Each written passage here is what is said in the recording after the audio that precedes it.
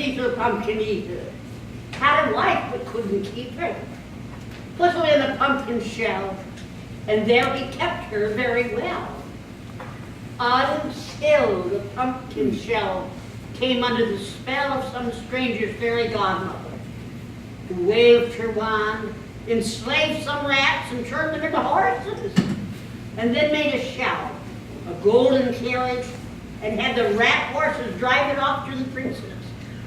He was having a Halloween ball with Peter's wife inside, trying to deal with the flowing, gauzy gown that fairy godmother had wreathed her in, and two horribly uncomfortable glass high heels. She got to the ball, walked up into the hall, and ascended a curving staircase. Everyone who saw her gasped and murmured, "Oh, at last Cinderella has come to the ball." But of course it wasn't Cinderella.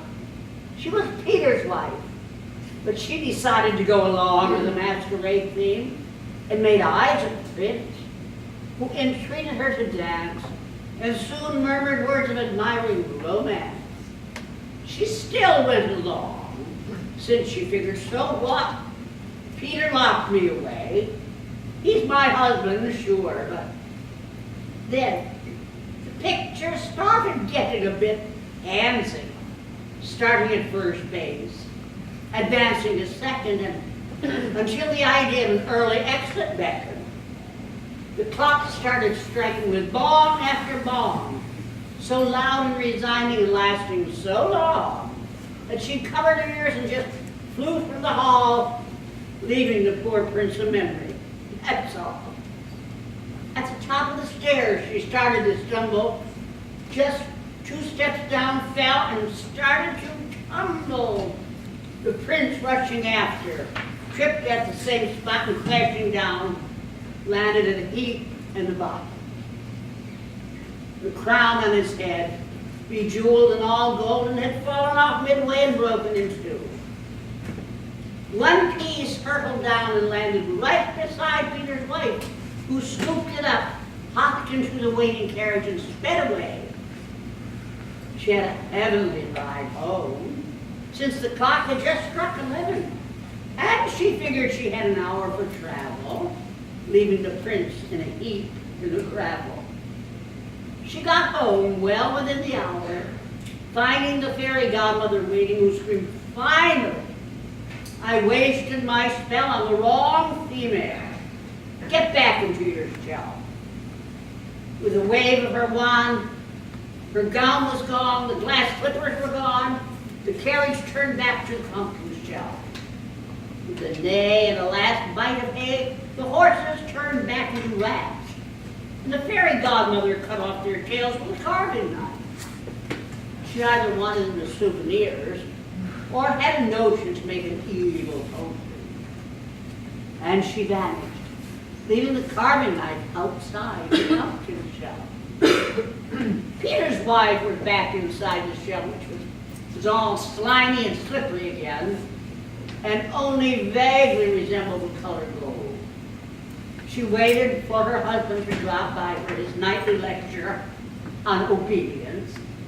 She could barely stifle a yawn, so she fell asleep, and he only showed up precisely at dawn. She heard him approaching, whistling a tune, the same tune the prince had been dancing to under the moon. She peeked out the top, since the shell had no windows, and she was shocked to see Peter in a masquerade costume. His face had a scrape, and the knee of his breeches was torn, needing stitches. And as she looked down, she saw half of a crown in his hand that he hid as he skulked to the home. "Did I forget to bring my piece of crown into the shell?" she asked herself. But there beside her it shone, dim in the orange-tinged light her candle, whose wagon was pudding, and the wick burned down and went out. She sat and she stewed, recognizing his costume as that of the supposed prince. The thought made her wince.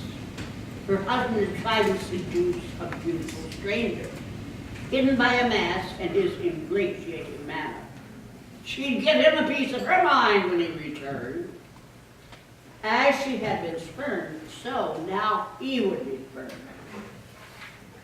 She sat and she glowered, revenge fantasies in flower, engulfing her mind and filling her with rage.